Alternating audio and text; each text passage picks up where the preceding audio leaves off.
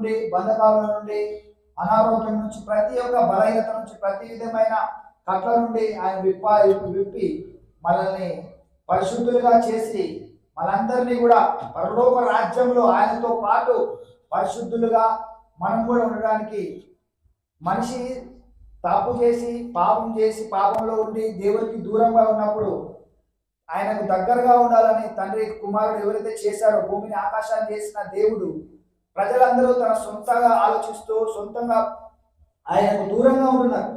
అయితే యేసు ప్రభువు ఈ విధంగా ఈ లోకం ఉంటుందని చెప్పి ఆయన భూమి మీదకి వచ్చి మన కొరకు తన రక్తం కార్చి మనల్ని తనకు దగ్గరగా తండ్రికి సమీపంగా మనల్ని చేస్తున్నాడు. హల్లెలూయా.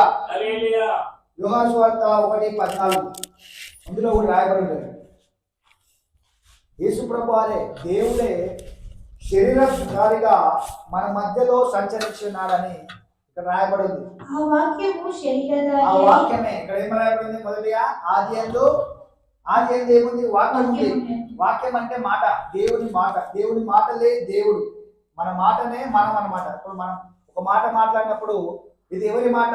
ఇది పలానా వ్యక్తి మాట, ఇది ప్రదీప్ మాట, ఇది ఒకరి వ్యక్తి అంటే ఆ మాట ఎవరు? దేవుడు అని. ఇక్కడ ఏమంటున్నారంట? ఆది యందు వాక్యమే ఉండెను, ఆ వాక్యం ఏమైందంట?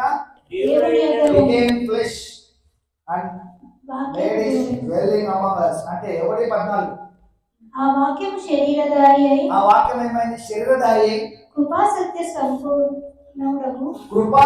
సంపూర్ణుడిగా మన మధ్య నివసించెను. హల్లెలూయా.